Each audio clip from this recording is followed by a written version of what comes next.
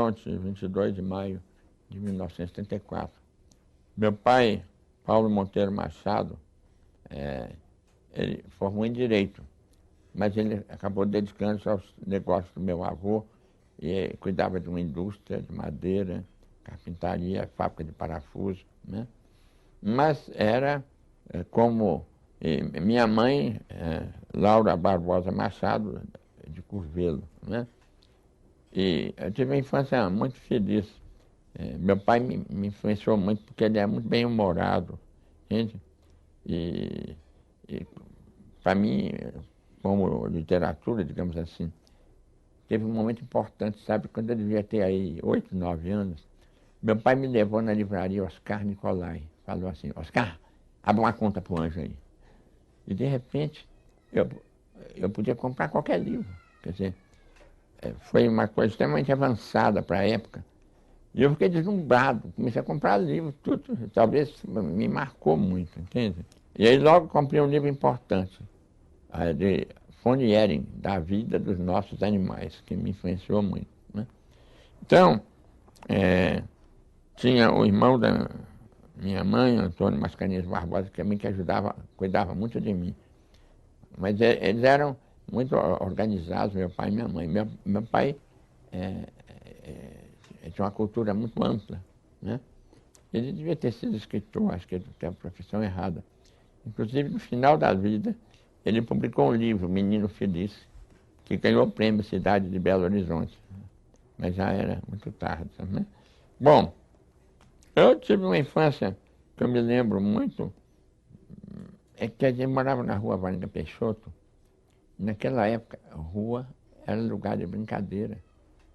A gente brincava na rua, a meninada toda com os irmãos, brincava de pegador, de nego fugido. Eu jogava Diabolô, que é um jogo dificílimo de jogar, né? E subia em árvore, tudo era possível na rua Varinga Peixoto. Hoje isso acabou, né? A grande diferença. Também, meu pai comprou um sítio aqui perto de Vespasiano e a gente passava as férias todas lá. Isso marcou muito, porque eu vivia descalço o mês inteiro andando para os matos. E aí já comecei a gostar de bicho lá, né? Aí, inicialmente numa visão não ecológica. Eu não gosto de falar não, mas até passarinho de bodoca eu matei, né? Mas naquela época, né, pegar Nhambu na Arapuca, mas ao pegar Nhambu na Arapuca, você já entrava na mata, você já ficava familiar com a mata, com o mato, tudo do sítio, entende? E lá que tinha muitas lagoas, e eu vi pela primeira vez a libélula, e fiquei fascinado pela libélula como um bicho que ficava perto da água, né? E também, logo, meu pai tinha uma fazenda grande no Vale do Rio Doce, com uma mata enorme.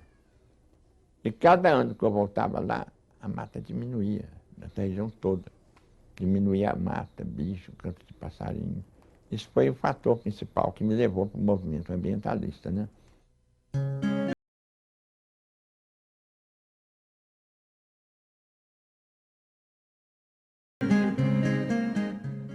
Eu fiz o curso primário na Escola de Aperfeiçoamento, em frente, onde é o Minascença, isso mesmo.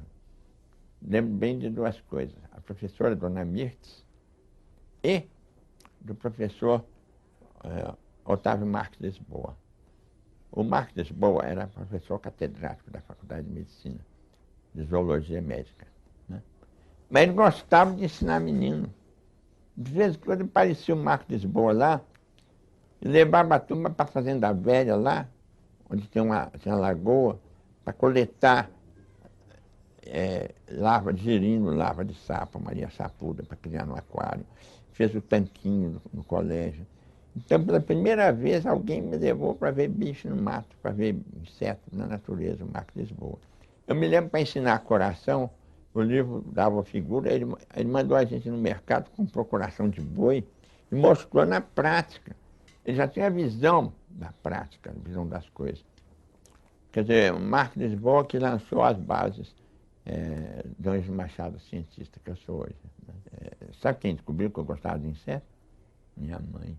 Com 1 ano e meio de idade, me achou debaixo da cama comendo uma barata, né? Você está rindo? Eu não como mais barata, não. Eu já deixei. As baratas de hoje não são como as antigamente, não. Sabe que aquela época que o menino anda no chão e pega tudo, né? Então eu ponho isso assim meio caricaturalmente, mas realmente aconteceu, né? Mas o fato também dizem que eu adorava livro de bicho. Qualquer livro que meu pai chegasse em casa, livro de bicho, livro de bicho. Eu ia procurar bicho na tábua de logaritmo, no dicionário, tudo.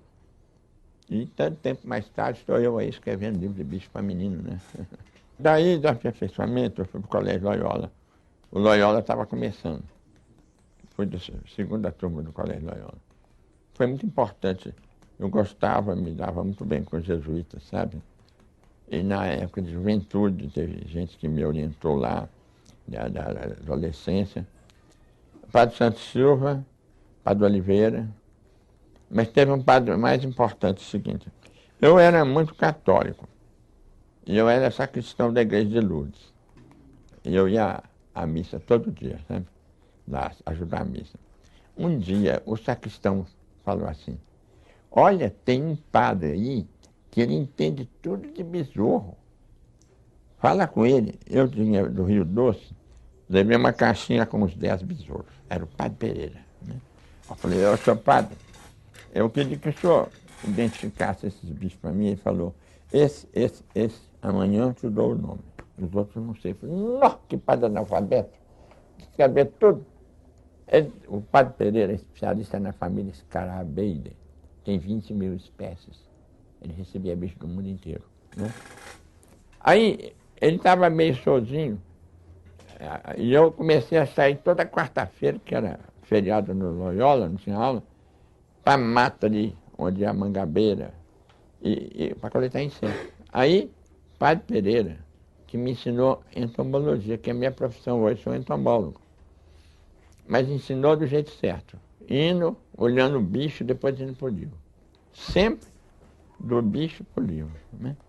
E aí o padre me pôs do gosto por livro raro.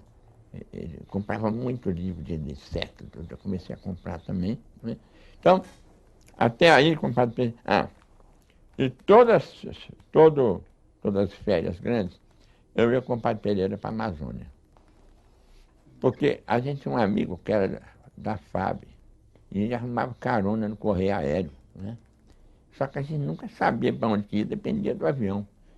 Eu me lembro que uma vez eu saí daqui, despedi da minha mãe, vou para a fronteira da Venezuela, no norte da Amazônia. Só que chegou em Manaus, o avião enguiçou, acabei na fronteira da Colômbia, quase 1000 quilômetros de distância. Era muito mais interessante que hoje, porque tem um sabor de aventura que não tem hoje, né?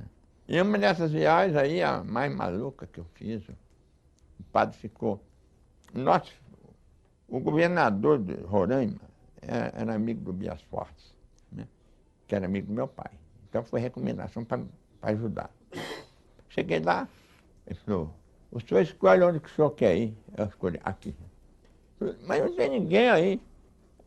Eu fui para o lugar onde tinha sido pego um bicho raro lá nesse rio Maúra, né? Aí, com má vontade, o governador me mandou o Teco-Teco levar lá com a carta de apresentação para um contrabandista de diamantes. Né? Falei, te pego daqui a 20 dias. Aí, fiquei isolado lá. E não tinha mata. Eu errei. Aí eu entrei pela Guiana a pé, fui até o pé do Monte Roraima com 2 índios. Foi a viagem mais maluca que eu fiz.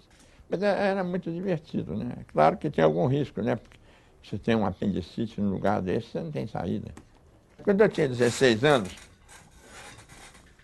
a minha tia, Lúcia Machado de Almeida, falou assim, Ângelo, vai lá, o professor Newton Santos está dando curso de ciências lá no Instituto de Educação. Você leva as libelas que ele dá o nome para vocês. Eu cheguei lá, com uma caixinha, tinha 6 libelas. O professor, a tia Lúcia falou que o senhor podia dar o nome dessas libelas para mim. Eu emocionadíssimo, né, professor famoso, ele falou assim, eu não vou dar não, coisa nenhuma não. Falei, nossa senhora, estou de onde que eu caí com esse homem? Você que vai achar os nomes. Falei, uai, professor, como? Uai, você vai descobrir os nomes. Ele estava fazendo uma tese sobre as libélulas da região de Lagoa Santa. Ele me deu o manuscrito, o primeiro texto de Partir da Máquina, da tese. Falou, leva lá em casa, tenta achar aqui, e amanhã vamos ver se você acertou. Aí eu fiquei todo alegre, né? Falei, professor, essa só eu sei o nome. Anak Júnior falou, você está lendo muito livro americano, faz um mal medonho. É, realmente, eu tinha pego um livro de libelo americano e achava que aquela era. Né? No dia seguinte, eu voltei lá. Eu tinha acertado 4, errado 2. Aí ele foi me mostrar onde que eu tinha errado. Ora, ele, aqueles bichos eram banais. Ele resistiu a esnobar pro rapazinho. Ele podia ter dado o nome direto, ele sabia o nome. Se ele desse o nome, eu teria 6 nomes. Como ele não deu, eu mexo com isso a vida inteira. 2 meses depois, eu já estava no Museu Nacional, estagiando com ele e morando na casa do Aníbal. Né? Então, aí ele me deu bibliografia, me deu coleção. Seu milionário Campos Seabra falou assim, hoje me arruma libélula. Aí ele pediu os coletores dele para pegar a libélula, começou a fazer minha coleção. Né? Aí eu comecei a viajar. A coleção hoje deve ter umas 30 mil exemplares. Mas ela tem muito valor, porque tem muitos bichos que foram descritos com base nela. Tem uns 40 tipos. Né? E a minha família sabe que ela só não pode sair do Brasil. Uma coleção de valor não deve ir para o exterior. Né? Hoje ela deverá ir para um grande museu, o melhor, o Museu Nacional, que já tem a coleção Newton, com a minha seria a coleção mais importante da América do Sul. Né? Ou o Museu de Zoologia da USP, ou o Museu de Zoologia da Curitiba. Mas o Departamento de Zoologia onde eu trabalho começa a ter uma boa coleção e é possível que possa ficar aqui também. Né? Mas enquanto eu viver, eu trabalho com ela e me divirto com ela.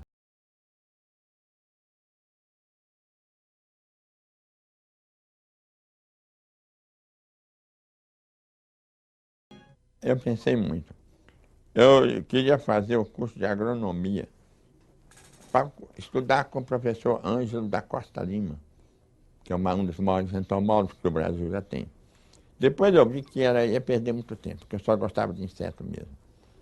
Aí eu tentei o curso de História Natural, mas o curso só tinha um realmente muito bom professor. Né? E aí eu acabei entrando para a medicina, não pela vocação de doente, mas porque tinha melhor curso básico, de anatomia, de fisiologia, de histologia, de práticas, de microscopia, tudo. Né? E, então, mas continuava estudando inseto. Né? Quando eu me formei, eu fui convidado pelo então titular, professor Didio, fiquei como assistente de anatomia. Né? Mas o meu hobby continuou sendo inseto. Dentro da anatomia, eu me especializei em sistema nervoso. Ou seja, eu costumo dizer, tem 2 coisas que eu conheci razoavelmente, uma razoavelmente bem, uma ainda conheço. Cérebro e libélula. Né? Quando eu estava no Colégio Loyola, o professor Zé Guerra Pinto Coelho, professor de biologia, muito bom professor, percebeu que eu gostava dessas coisas e me pediu para ajudá-lo numa tese sobre protozoário de intestino de cupim, sabe? E me pôs em contato com o professor Dr. Vladimir Lobato, paraense, que era do Instituto Oswaldo Cruz e trabalhava lá da Faculdade de Medicina. E foi com o Lobato que eu aprendi a disciplina de laboratório. É o cientista mais culto que eu já conheci. Ele me pôs contato com o livro avançado de ciência, ele me pôs contato com o livro vanguarda na histologia. Me ensinou a fazer lâmina, olhar no microscópio, tudo. O Padre Pereira, que eu falei, era mais a linha de inseto. Né? E o Lobato estava com ideias avançadas de evolução, tudo. Então, e o curso de célula, de tecido, era muito ruim na medicina. Eu fiz tudo com o Lobato. Né? Aí eu comecei a descobrir a parte básica das ciências médicas. Né? Quer dizer, eu comecei a gostar de célula, de tecido, de histologia. Aí eu trabalhei com o Lobato, mas ele mudou-se e o professor Liberato, de anatomia, me convidou para trabalhar lá como monitor. Nesse ponto, eu já estava vendo que o meu caminho era as ciências básicas da área médica, né? Mas eu trabalhava no pronto-socorro. Eu só tratei de doente como no pronto-socorro, porque eu falava assim, eu vou ser professor, não vou ser médico profissional, mas a urgência eu tenho que aprender. Fiz duas coisas bem, pronto-socorro e obstetrícia. Meu tio era obstetra, e eu fiz quase 100 partos. Isso porque eu estava uma vez no Amapá, num lugar remoto, de barco, e eu estava no terceiro ano de medicina.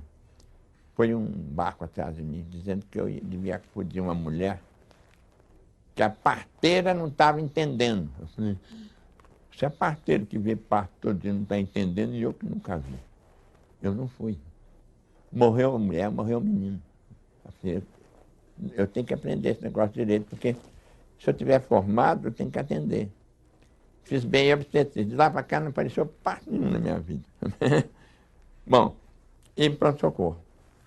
Aí que tem um caso que eu contei no João uma vez, que ele gostou muito, deu até problema para mim. Eu estava 2 horas da manhã, plantão do pronto-socorro, urgência.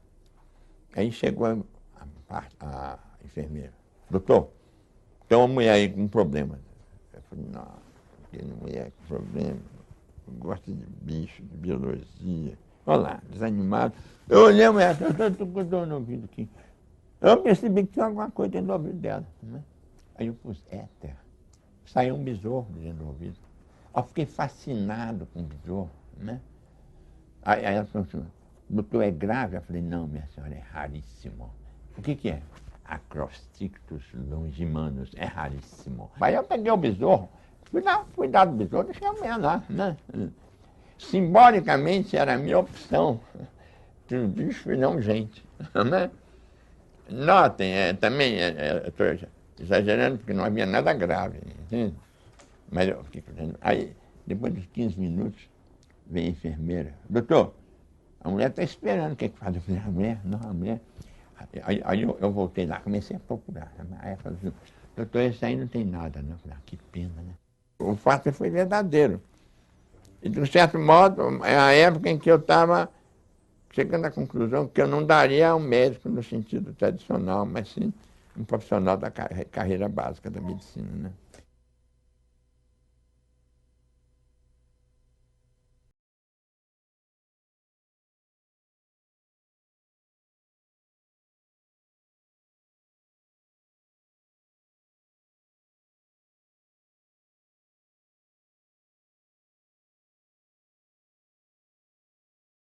Eu comecei como instrutor de anatomia e logo veio trabalhar comigo uma aluna, Conceição Ribeiro da Silva, né?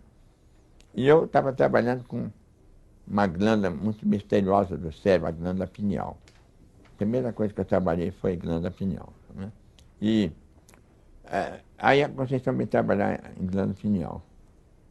Logo a gente descobriu que estava mais interessado um no outro que na glândula pineal, né? E logo fizemos um trabalho de namoro, que saiu numa revista internacional, trabalho de noivado, e o trabalho de casamento são os 4 filhos, que renderam 8 netos que estão aqui hoje nessa casa, né? De modo que eu trabalhei com a Conceição há muito tempo, em parceria, publicamos muitos trabalhos, estivemos nos Estados Unidos trabalhando junto. E há uns 15 anos, quando eu fui para a zoologia, ela continuou no laboratório de neurobiologia, que nós dois fundamos juntos. Eu fiz um livro que é adotado até hoje, Neuroanatomia Funcional. Os neurologistas usam para a formação do médico básico, mas principalmente do neurologista.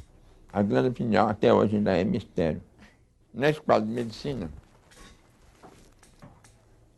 eu fiquei sabendo da existência o J. Danjo, que vinha um ano à frente, e ele já gostava de teatro, e hoje eu considero o maior teatrólogo de Minas, né?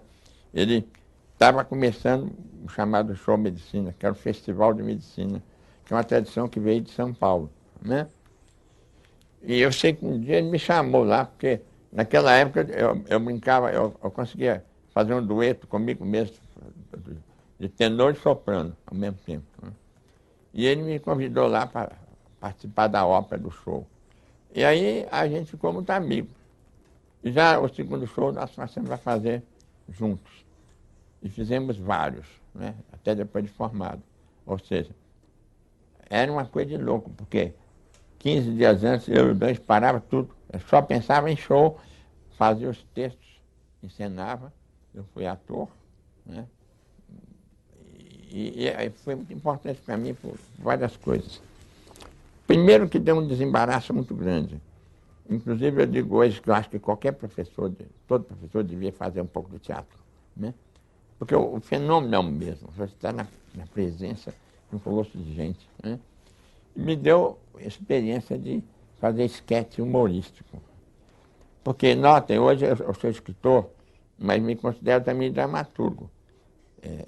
O escritor, aquele que faz peça de teatro, tem que ter um pouco de cenotécnica. O ideal é que tenha trabalhado um pouquinho de teatro, né?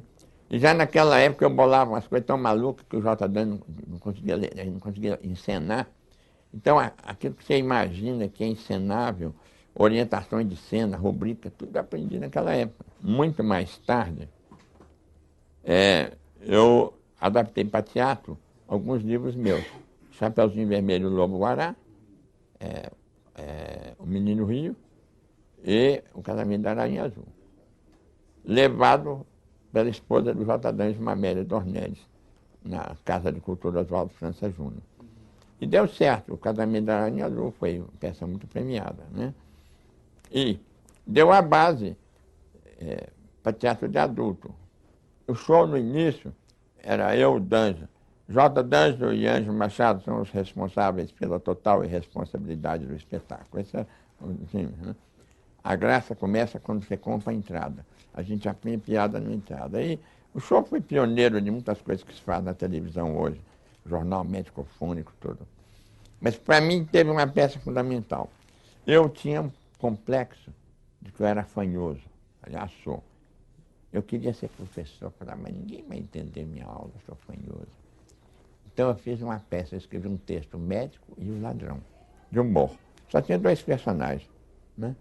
Eu era o médico, o J. D'Angelo o ladrão, né? E eu falei, se eles entenderem minha voz, eles vão rir nesse ponto. Eu disse, propositalmente não tinha estapafúrdio, cena, só diálogo, né? Aí eles riram dos pontos certos. Eu falei, posso ser professor, eles me entendem. Aí eu fui professor até hoje. E, modéstia à parte, sou conhecido como um bom professor e um bom conferencista. Só sobre educação ambiental, essa área, já fiz mais de 250 palestras no Brasil todo. Mas o complexo foi tirado numa peça de teatro.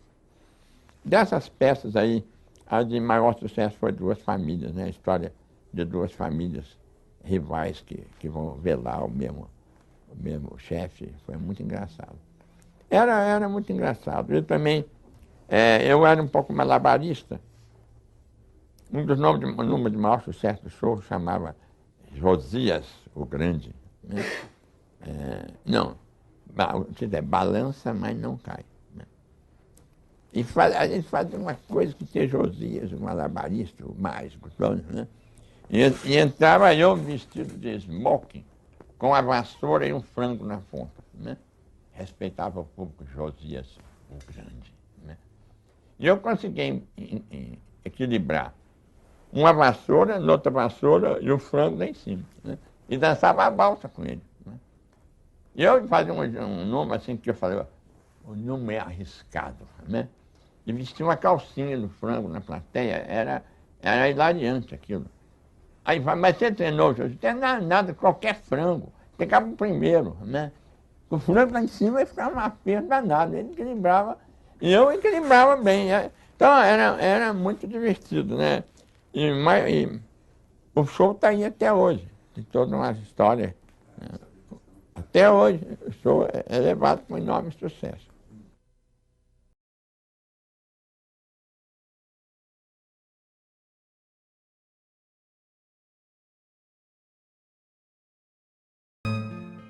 Imediatamente eu fui contratado como instrutor de anatomia. Depois passei a assistente, depois o departamento passou a se chamar morfologia, virei professor adjunto e fiz concurso de titular. E nos 3 primeiros anos, eu dava aula de anatomia geral. Depois passei a dar só neuroanatomia. E me especializei em anatomia do sistema nervoso. Depois, acho que em 65, eu fui fazer pós-graduação nos Estados Unidos. Considerando que eu formei em 58. Então, eu devo ter começado em 51. Em 50, eu já dava aula no cursinho pré-médico, Alfredo Valena. Quer dizer que eu estou com quantos anos de universidade? 61, 71, 81, 91, 2001. 52 anos ligado ao FMG. E muito me orgulho disso. Então, eu fui desde professor do cursinho pré-médico, né, até instrutor, assistente, adjunto, titular. Aí aposentei, fiz concurso de novo e hoje sou adjunto. Eu sou professor titular de neuroanatomia aposentado e professor adjunto de zoologia. Essa é minha carreira acadêmica. E como todo professor de dedicação exclusiva, eu tenho atividades de ensino, de pesquisa e de extensão. Quer dizer, naquela época eu dava aula de neuroanatomia e também dava aula de biologia celular. Nos Estados Unidos trabalhei muito com microscopia eletrônica, né? Hoje eu faço pesquisa taxonômica de odonata, é a pesquisa que eu faço na universidade, né? Mas cada vez, digamos, me dedico mais à literatura. No meu currículo tem... É claro que tem centenas de viagens, mas eu ponho no currículo aquelas grandes viagens, com patrocínios em geral do Museu de Zoologia da USP, do Museu Geld, né? Houve para mim patrocínio de um milionário no Rio, Campos Seabra, ainda é vivo. O Campos Seabra tinha coleção e ele pagava a minha ida e a do Padre Pereira para a gente coletar insetos para ele. O Museu Geld me contratou e o Padre Pereira para ir para a Amazônia pegar insetos para o Museu Geld e um besouro para o padre e libela para mim. Então a gente foi para lugares muito malucos. Nós fizemos acho que 12 ou 13 grandes viagens à Amazônia. Grande viagem que eu falo, no mínimo 20 dias, né? Em geral um mês. A última foi ao Rio Trombetas, e eu estive na tribo Wai-Wai. O objetivo era estudar insetos, mas eu logo fiquei fascinado pelas populações indígenas. E, por exemplo, eu passei 2 meses na Serra do Tambocumaque com a tribo Tirió. Foi a maior experiência da minha vida, assim, de convivência com um povo que tinha acabado de receber a civilização. Poucos falavam português, né? Eu tive que me virar, aprender um pouquinho de Tirió, mas foi fascinante. Tinha 6 anos que tinha sido descoberto, né? E isso, depois eu subi o rio Alpes, até a Colômbia. Aí eu visitei 7 tribos de índios. Principalmente do grupo, outro grupo, né? Tucano, Tariano, Dessano, Macu, Piratapuia. Eu estive até na Colômbia de barco. Depois, outra tribo que eu conheci, a tribo Wai-Wai, nascente do rio Mapuera. E eu tenho muito material antropológico, gravações de música, tudo. Mas eu nunca publiquei. Eu queria publicar um vocabulário Tirió sobre a zoologia de Tirió. Porque eu descobri que aquilo que a gente chama besouro, eles dão uns 30, 40 nomes diferentes, que correspondem mais ou menos às famílias do zoólogo. Mas aí eu desisti. Mas toda essa experiência pessoal com índios me ajudou muito na literatura. O meu livro, O Velho da Montanha, ganhou o prêmio Jabuti, né? A história é bem embolada, mas aí eu levo a vantagem como escritor, porque o detalhezinho eu sei. Quer dizer, eu sei que ele é capaz de saber que tribo é pelo arco, a secção do arco, ou pelo tipo de amarrar a flecha, né? Eu andei na mata com índio, eu sei como é que ele se orienta na mata, como é que usa a umidade no tronco da árvore. Então, eu usei dezenas e dezenas de informações que não estão na literatura antropológica, mas que eu convivi e isso ajuda a dar uma estrutura. E os meus livros com personagens indígenas, todos tiveram sucesso.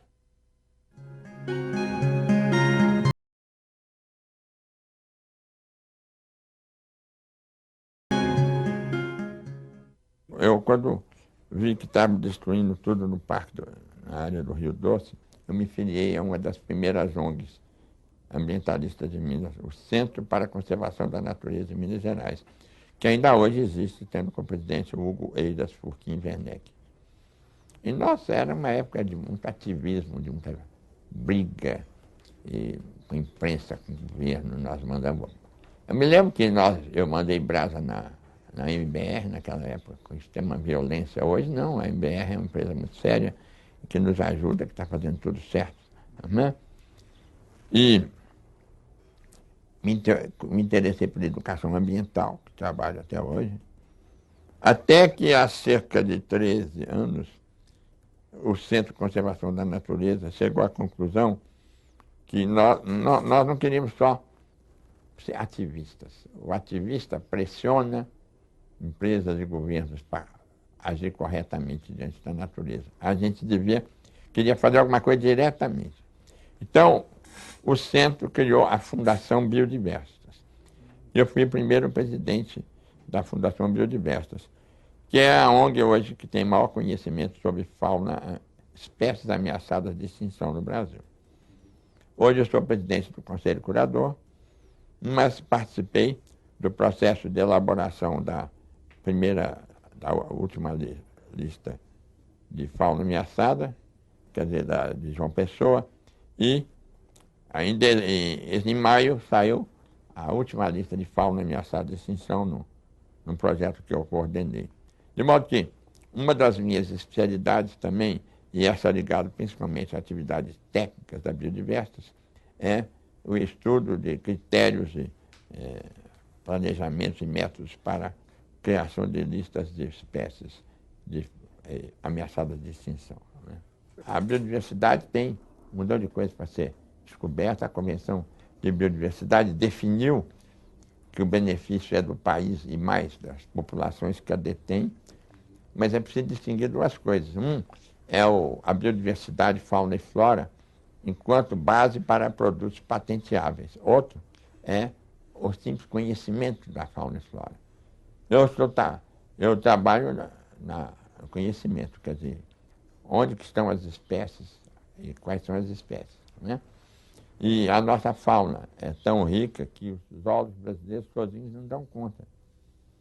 E houve uma certa confusão, porque eu, para trabalhar até libélula, que eu entendo, às vezes eu mando para um especialista fora. Mas o material é devolvido, entende? Tem o valor científico do material é devolvido. E até pouco tempo havia confusão entre o uso científico da biodiversidade, sair para fora para conhecimento científico, e sair para fora para a criação de produtos. Né? E o grande exemplo disso são as pesquisas do Maurício Rossi Silva, do Wilson Beraldo, do Sérgio Ferreira, baseado em veneno da cobra jararaca, que resultou num estudo muito importante sobre a bradicinina e o potenciador de bradicinina, que o cientista brasileiro publicado na revista mais importante do mundo, Nature, e que o laboratório americano aproveitou para produzir um medicamento chamado Capotem, que é o medicamento mais importante já descoberto na área de doença cardiovascular. Produto de ciência brasileira levado para o laboratório americano. E eu conto sempre esse caso porque me pergunta por que tem que proteger cobra venenosa? Porque nós pusemos jararaca na lista de fauna ameaçada. Eu falava, conta esse caso para a gente, cobra jararaca salvou muito mais vida do que matou. Porque ela foi a base de um remédio que é muito importante. Né?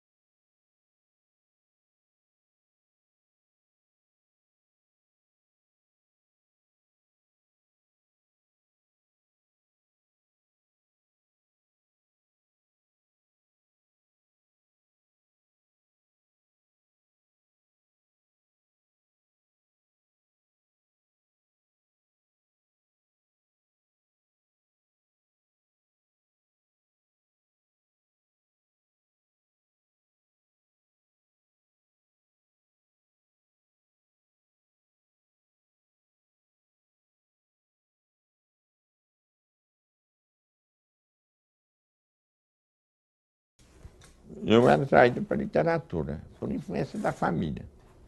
Do meu tio Aníbal, Lúcia Machado, do meu próprio pai, né?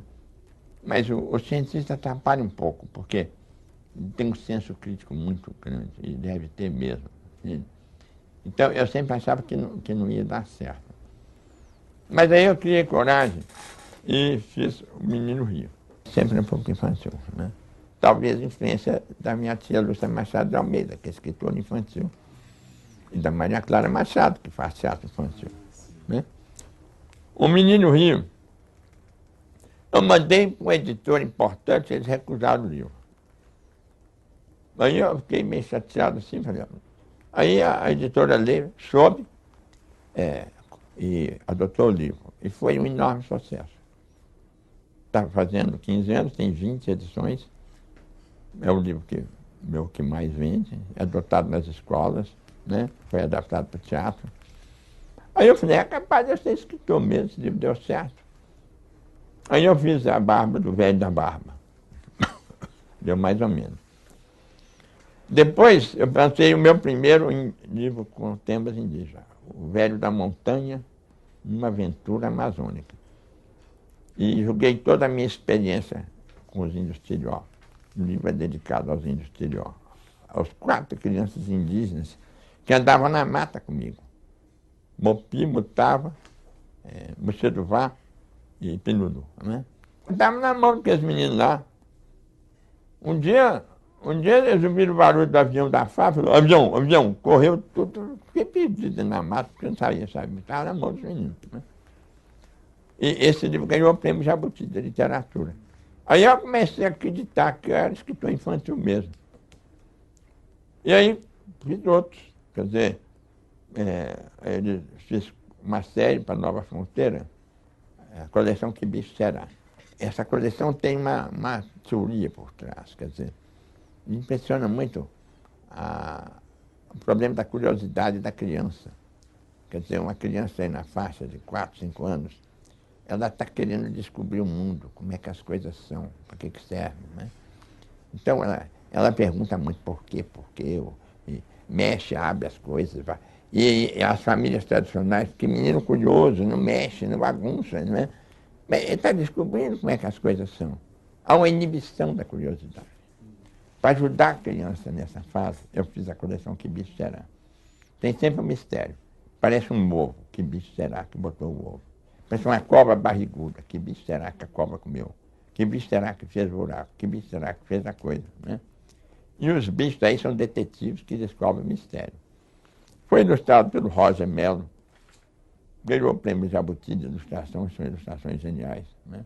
Houve uma época que eu pretendi escrever um livro que seria A Imagem Popular da Floresta, ou A Criança, a Floresta e os Bichos.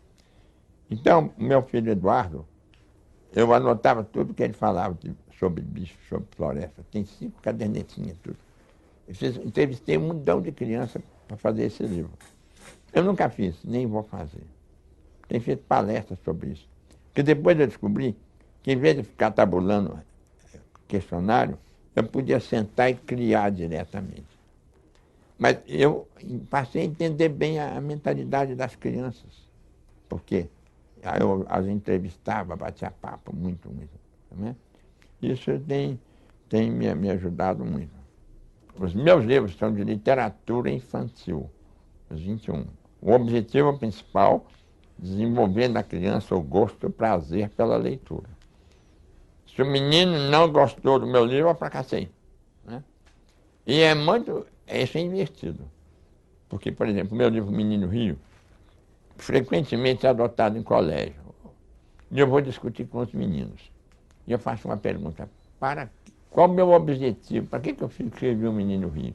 É para proteger a ecologia, para evitar a poluição. Isso mas não é o principal. É para proteger as espécies, mas não é o principal. Eles não acertam. Aí eu respondo, vocês gostaram do Menino Rio? Gostamos! Para isso que eu fiz o livro. Eles ficam surpresos, eles não acham que alguém faça alguma coisa pelo prazer. Então, nos meus livros, o principal é a aventura, é o prazer da leitura. Eu misturo poesia, tudo. se o menino para gostar. Em segundo lugar, pode ensinar alguma coisa, né? Agora, pela primeira vez eu aceitei fazer livro informativo. Porque com base no meu livro, Será Mesmo que é Bicho? Quer dizer, os bichos comparam um menino que apareceu debaixo da árvore com o bicho. O pato olhou o pé e viu que não era pé de pato. Compara pé de pato, pé de gente, pelo de pato, né? Aí é um princípio de anatomia comparada. Aí a Nova Fronteira queria que eu fizesse livro sobre as partes do corpo humano comparado. Aí eu falei, não, vai ser gente tem, bicho também, né? Então eu escrevi, gente tem, bicho também, dente, gente tem, bicho também, língua, gente tem, bicho também, garganta e voz, gente tem, bicho também, nariz, gente tem olho e visão. Esses livros já foram entregues, agora estão sendo analisados por pedagogo, por professor, porque o livro informativo, a opinião deles é mais importante. Mas aí eu misturo também poesia, até música com esses livros, entende? E a ideia é ensinar um menino de 6 anos como são as partes que ele vê, a garganta, o nariz, o que é olfato, tudo, e comparando com os bichos. O cenário é sempre o mesmo. Um avô que é cientista, a menina Aline, que é curiosa para saber o nome dos bichos, saber sobre tudo, né? A cachorra Brisa Augusta, o papagaio Léo e o papagaio Baldo, o peixe-léo. Com isso você tem uma estrutura de comparação, né? O livro que eu tenho mais carinho não é o que me deu o prêmio Jabuti, mas hoje não é o que vende mais. O Velho da Montanha, uma aventura amazônica. Porque ele reflete a minha convivência durante 2 meses com crianças indígenas, que são personagens do livro. Isso me faz lembrar muito aquela vida lá na tribo, né? Mas é uma coisa muito pessoal minha. A coleção que bicho será, os meninos gostam muito, né? O que vende mais é o Será Mesmo que é Bicho, que vendeu muito, porque tem esse sentido comparativo que ajuda. Hoje, o que vendeu mais em menos tempo foi o Fugitivo da Esquadra de Cabral. A Nova Fronteira me encomendou um livro no cenário do descobrimento, 2 anos das comemorações dos 500 anos. E eu tomei compromisso sem saber o que eu ia escrever. Até que eu descobri na carta de Caminha que Cabral deixou, além dos 2 degredados, 2 grumetes. E o livro é sobre os grumetes, né? 2 rapazinhos que ficaram aqui, que são históricos. Só tem 2 linhas na história. E a aventura deles, o que fizeram, como é que apaixonou-se por Índia. Esse talvez seja hoje o que eu gosto mais, no sentido de que para adolescentes, para adultos gostam também, né? Eu tive que estudar um pouco de tupi para fazer algumas frases lá. Foi muito difícil.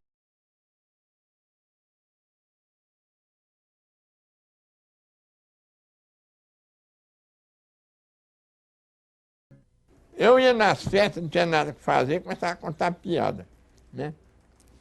E eu inventei uma coisa que é pegar 2 salgadinhos com a mão só, sem ninguém ver, a técnica da dupla pinça. 1, 2, né?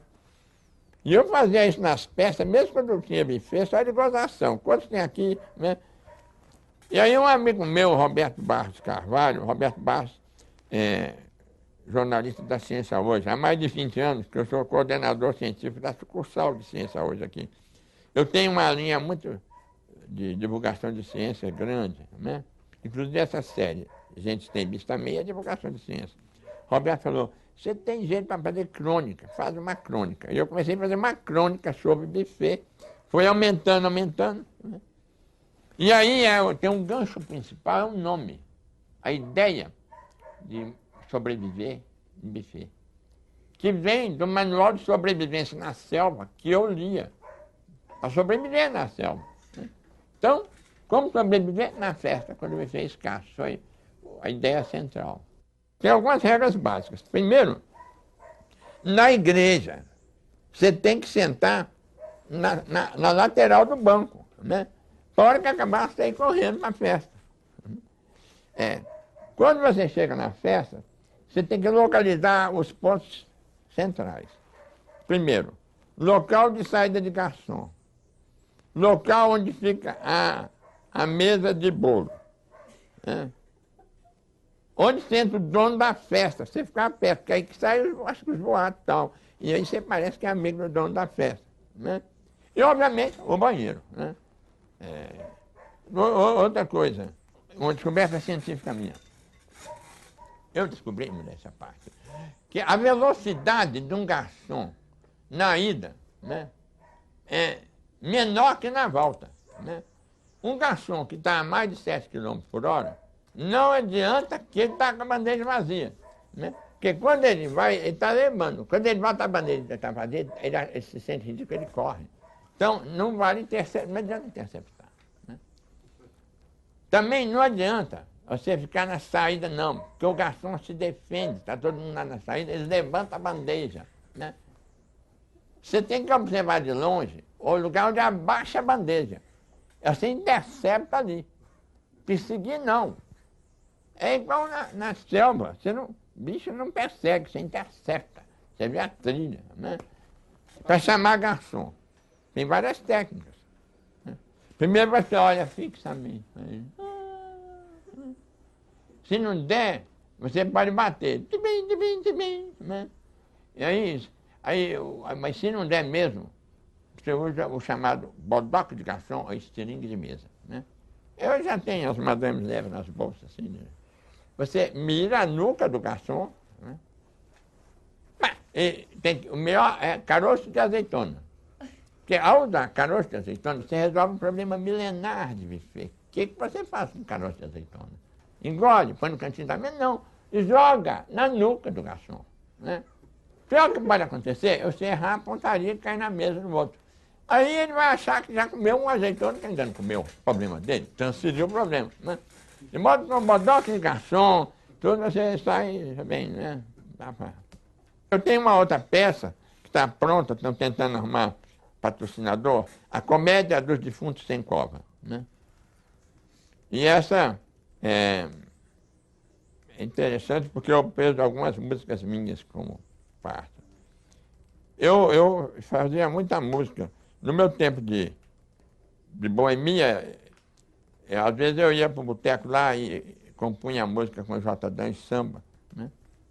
Tem samba meu, samba dele e de nós dois.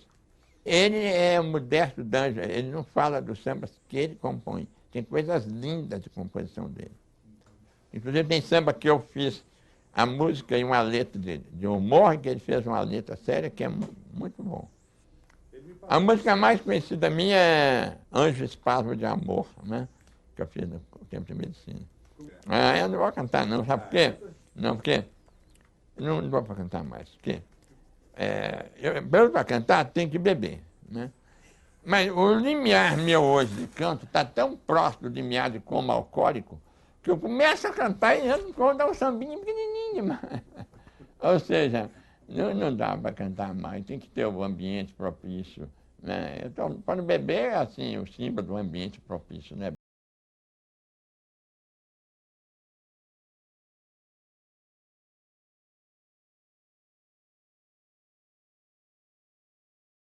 Você vai puxando a outra, você tem que curtir tudo. E tem que brincar com as coisas chatas. Eu, há 5 anos, descobri que eu tenho uma doença. Eu nasci com uma doença. Eu tenho uma fraqueza muscular na perna. Eu manco um pouco. Todo dia um desgastado falou assim, você teve um AVC? Eu falei, não, mas tem tempo ainda. Pode que eu chego lá. Né? E agora começa a doer um pouco. Então eu mancava, estava fraco de um lado, eu falei, a solução é deixar de fazer ginástica e enfraquecer o outro também. Né? Tem que sair gozando da doença. Mas a doença, não se sabe exatamente, mas é uma miopatia mitocondrial, nemalínica, benigna lateral. Lembra qual que é o nome dessa parte? Né? Só eu tenho essa doença. O lateral eu que inventei, para não dizer que eu tenho fraqueza central. Aí depois eu inventei o lateral para não deixar dúvida. Né? E da dor, mialgia, né? De dor. O ano passado foi muito forte. E a gente controla com a acupuntura. E os médicos descobriram que drogas usadas para depressão agem na dor crônica também. Mas é um mecanismo independente. Foi por acaso que descobriram. Hoje tem droga que é usada como antidepressivo que está usando para dor crônica. Então eu uso antidepressivo, embora não tenha depressão nenhuma. Né? Aí chega um paradoxo, né? Porque o antidepressivo, a pessoa fica mais eufórica. Então o paradoxo é que eu estou com uma dor legal, não sabia que dor que eu estou aqui agora. Eu tenho uma dor dessa, legal demais essa dor, pô, que vamos aí. É maneira de tá com dor aqui, mas ela está nem aí, sabe? Né? Mas as 2 horas para o neurologista.